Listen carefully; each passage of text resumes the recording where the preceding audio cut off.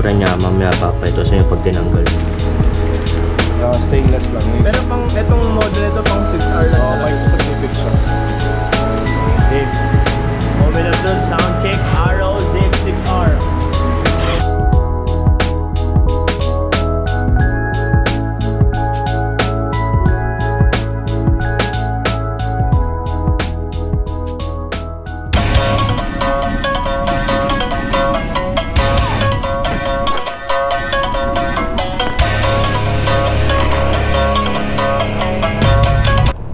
What is up guys? Good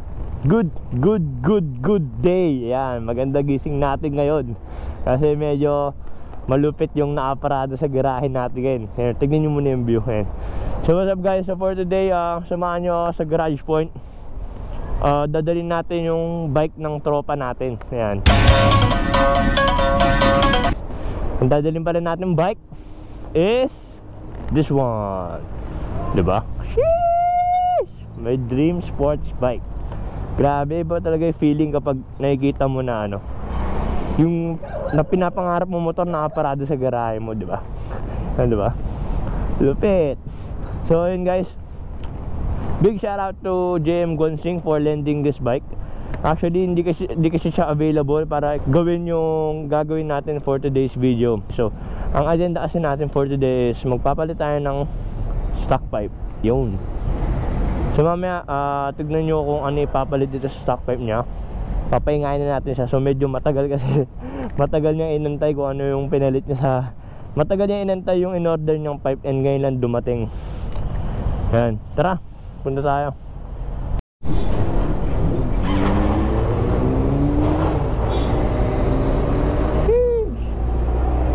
Ayun na tulog niya, diba? Tahimik. No more e-bike soon. Painitin na natin siya. Ayan, so quick specs sa mga hindi nakakaalam ng bike na to.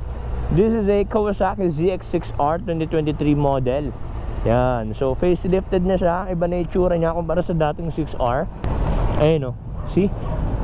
Yung mata niya talagang mukha na siyang eagle kumpara sa last.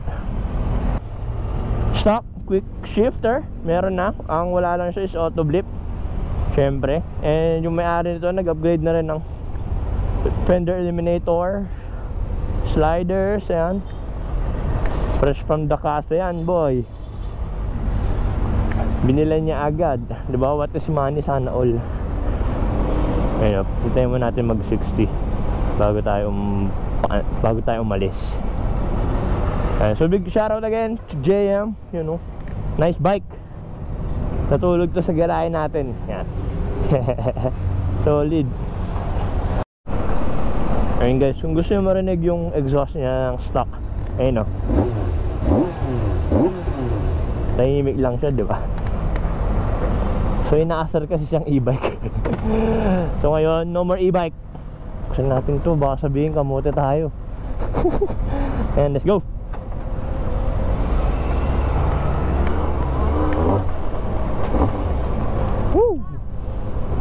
Bomba eh, wala pa nga tayong exhaust. Mamaya tayo bubomba pagtapos.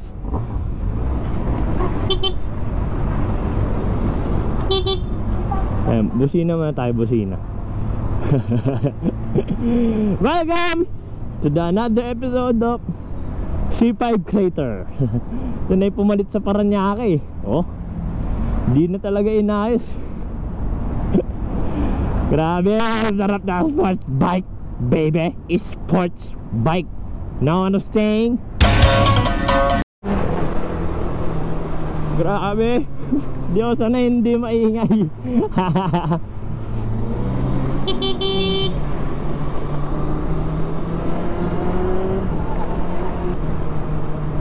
Grabe, sobrang smooth ng quick shifter niya. Natutuwa ako. Smooth na smooth. Ikot tayo kasi bawal dumiretso dun.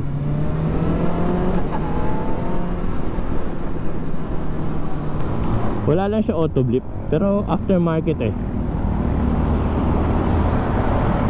Grabe, alam mo ba, sobrang tagal kasi nung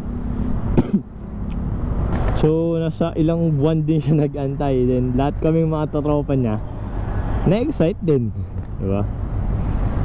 Ngayon parating na, di lang siya available ngayon kasi it's Friday and meron siyang pasto. Grabe oh, tingitig ng baling kahit hindi maingay. Kuya, hindi to e-bike ah. Lapit lang naman tayo sa garage point. Wag lang ho matatraffic kasi disaster ang Pasig kapag Friday. Grabe guys, shot footed nga pala ako dito. My height is dahan-dahan lang.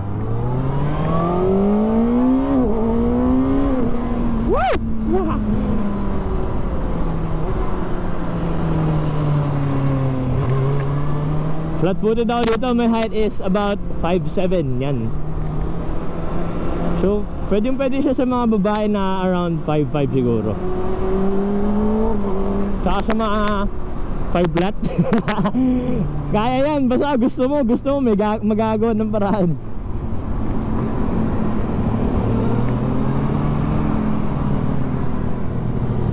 Uy, bike lane.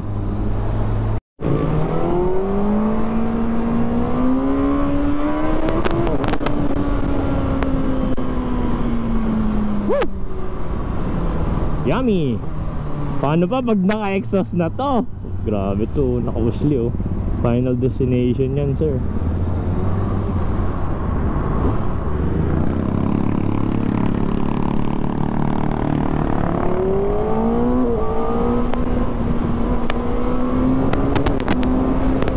Hey! Pump it!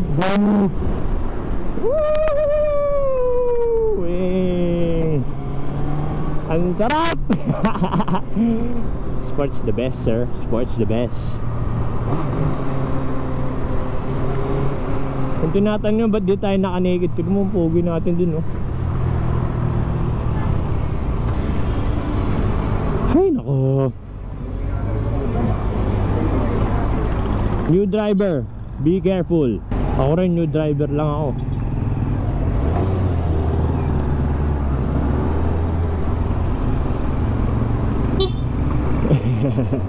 Busina.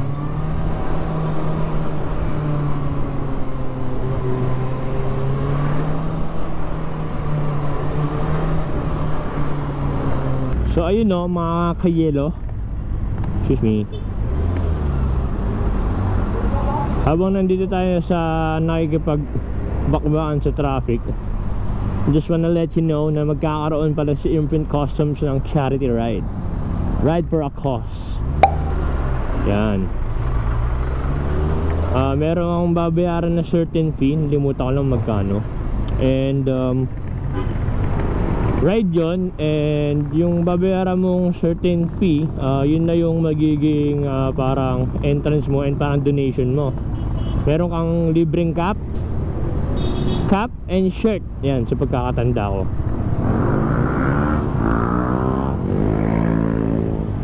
Cap and shirt yan. Kaya I'll drop the link down below sa mga interested sumama sa mga ride dyan sa charity ride. Diba may naka-ride ka na, nakatulong ka pa, diba? Ride for a cause.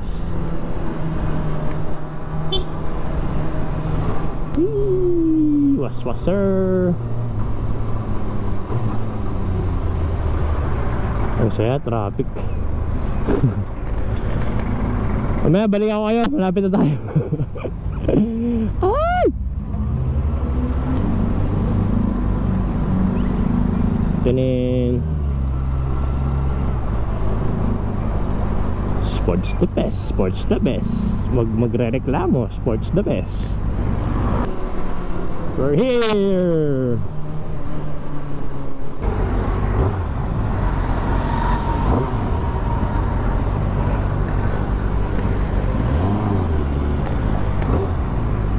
Ooh.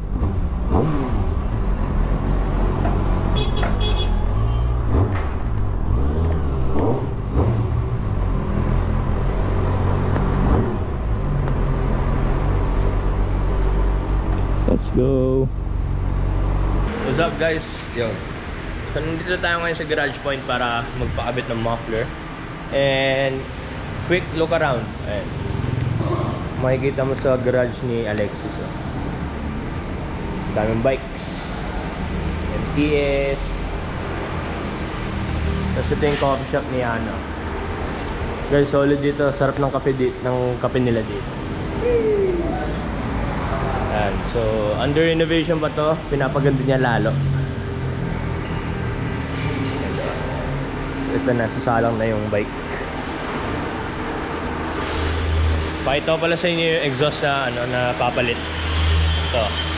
Ayun guys, balit ito papalit na ng exhaust tong araw. Yung itsura niya, mamaya papakita sa inyo pag tinanggal sa box. Pero ayan siya.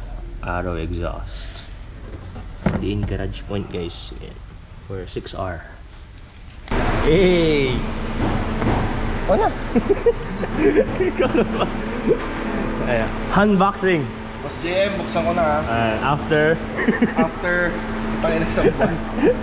After long months. Hindi, meron talagang ganun. As in, na nagsachamba sa custom. Sobrang tagal na ganun. Tininin. Kasama siya air bubble. Air pa.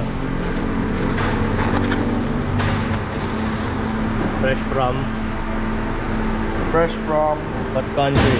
What country is this? Ayun o. Italia. Fresh from Italy yan, sir. Ayan.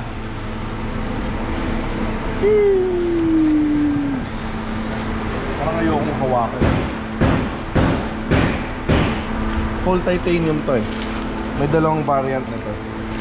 Yung isa stainless lang. Yung Pero isa, pang itong model nito pang 6R lang talaga. bike specific siya. Arrow baby.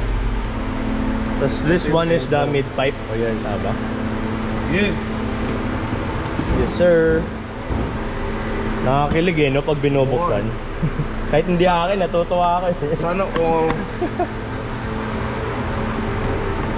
Boss JM, pasensya ka na, natagalan ha. Pasensya ka na. Eh, mid pipe.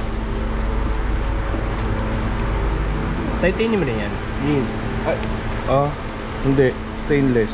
Stainless, okay. Let's go, Arrow. Ano yan, sir? Bakit? Ha? Bakit meron tinatanggal? Ito yung yung linya nung servo body. So, meron tong parang close open na mga certain RPM bubuksan siya. A certain RPM siya. Parang VTEC, ganun. Parang hindi VTEC. Tunog, yung gano'n. Parang flapper siya nung tambucho. Grabe. Ngayon ko lang nalalaman yun. May ganun pala sa stock ng 6R.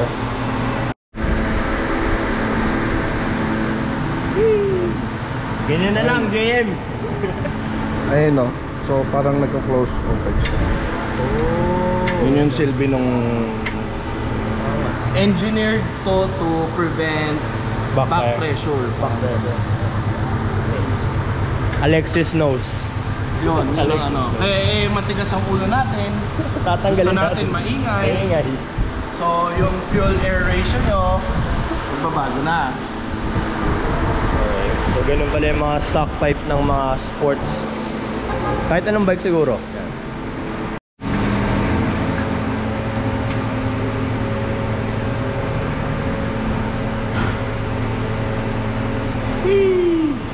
Tanggal na ho ang tawag dyan? Catalytic box. Ay sorry, hindi. Ano to? Ano yung isang term? Resonator.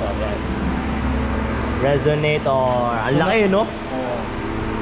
So plus yung tambucho tsaka to parang siguro nasa 5 kilo. More or less. Malaking factor na yun pagka-release sa app. Ayun guys, ganyan kalaki yung resonator ng stock. Okay. O sound check, walang pipe.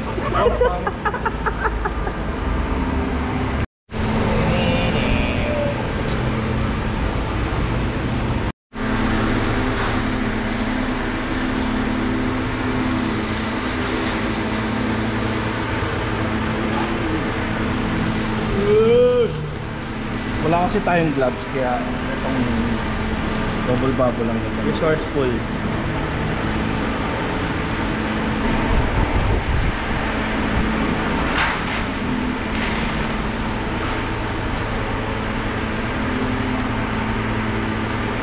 A for ang ingay.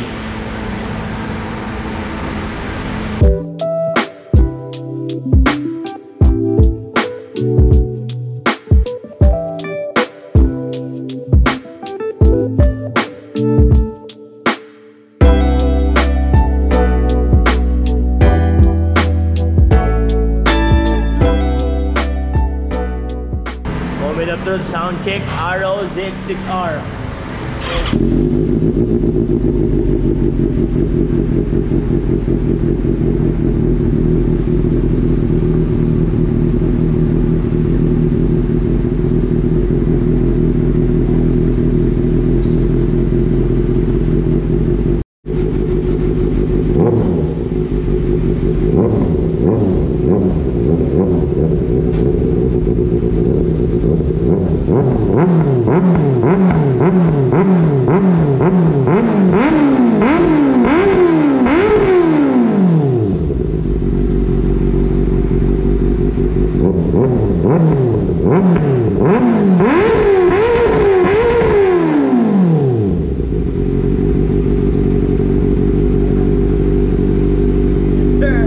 So guys, we're done here sa garage point. And kinabitan na ng Arrow exhaust and dalangin sa garage point. So meron kayong mga order ng mga pyesa pang big bike nyo for your babies, message the page Garage Point MNL na lang sa Facebook or si Alexis Capule. And that's all. Palag na pre, hindi na siya e-bike. Arrow baby. Bro, ano na ako? Chat na lang.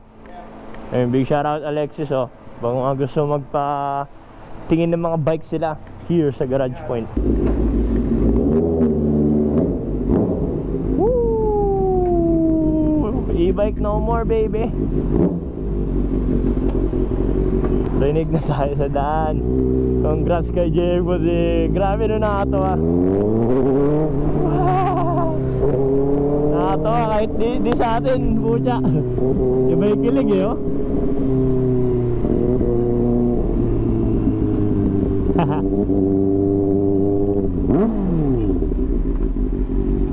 Yung mga ganyan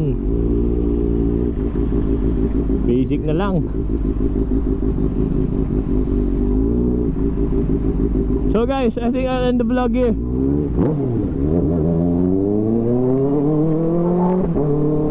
Woohoo! Salamat sa panonood. Yun. Isimoro out. Let's go.